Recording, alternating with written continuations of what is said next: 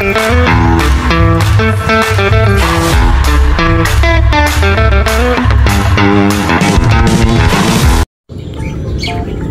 hello mga kapet, welcome again sa ating channel. And ngayon pala guys is mag-update tayo sa ating mga isda kasi medyo matagal din tayong hindi nakapag-upload tungkol sa ating mga isda. So dito yung trio natin na PKBM na glitter blue eyes. Yan.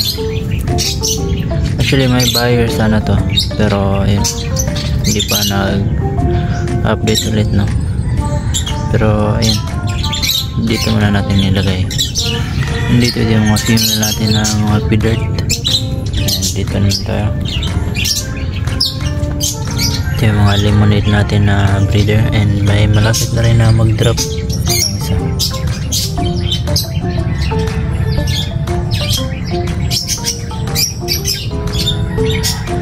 And ayan, next tayo.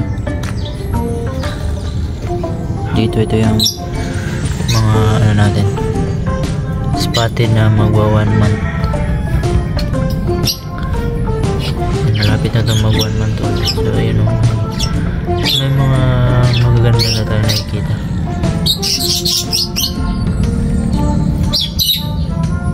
So next, ito naman, ito yung mga binibenta natin na mga male na PKBM.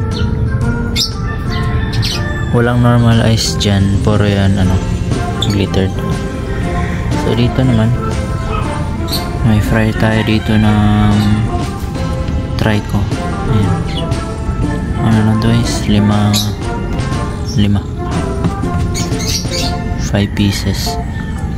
Ayan, yung mga bakupa natin guys is medyo malalaki na rin. Ayan. So ginagawa ko, magtitrim lang ako ng ganito and then tinatanim ko. So ito marami na rin ito mapuno. Ayun, magdadagdag pa tayo ng mga tubs. So dito guys, dito ko muna nilagay yung mga breeder ko na trico. So ayan, kasi nga itong female na to is nag-drop siya ng fry. So hindi ko pa nabilang kung ilan and hindi ko pa rin naman na-transfer sa ref tub. So ito yung mga fry niya guys. Marami pa to sa ilalim, hindi lang masyadong kita sa camera pero yun, madami-dami din yan. So yun, dito ko muna sila nilagay pero ililipat din natin yan sa ref tub. So dito ito yung mga sunkiss natin. And sa sunkiss din guys is may nag-drop din kahapon dito isang female. So ayan, ito nag-drop siya ng 33 pieces. Ayan.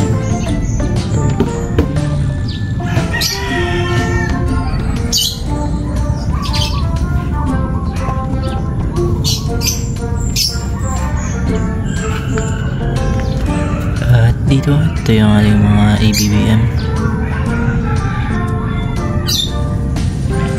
And dito, ito guys, fry ito ng PKBM pero yung female yung PKBM and yung males is yung redhead natin na marble tsaka trico na male. So dalawang male na iba-iba trinay ko lang. And dito rin sa ating spotted, nag-drop din to nung nakarang linggo, last Sunday. Ayan, nag-drop din siya ng 31 pieces. So ayun, hindi ko lang na-videoan pero ayun, nalipat ko na doon. So ang existing dito dapat si 68. So nadagdagan to ng 31. So medyo marami-rami din to nandito guys. Ayan.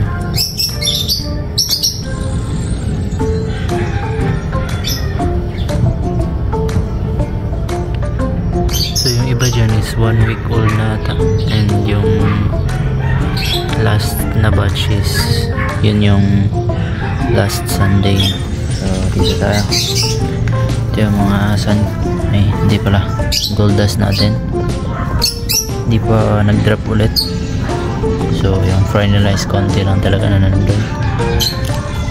Ito yung mga PKBM natin na mga glitter dice. Ayan. And may mga bago rin tayong isda kasi nga kahapon pumunta kami ng Cebu City and bumili tayo sa Magallanes. So ito yung nabili ko guys. Angelfish, dalawa yan. Ayan yan,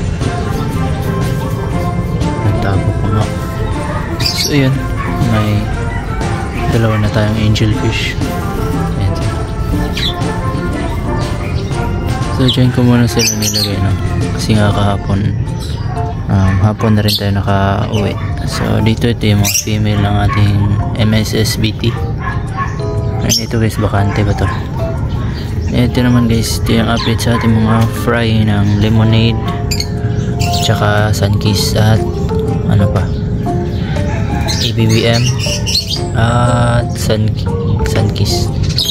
Yun, ano pala, gold dust. And may mga malalaki na, and meron din mga maliliit pa. Ayan. So ito yung sunkiss na nandito is 39, pero nadagdagan to hapon ng 33. So marami na rin yung sunkiss dyan. Dyan ko ba rin para nilagay yung trico na male. Ayan.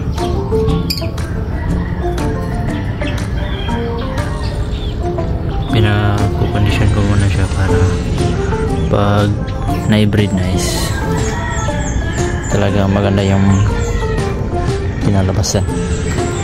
So dito ito yung mga male natin ng mga MSSBT. Malalaki na rin to. Ayan.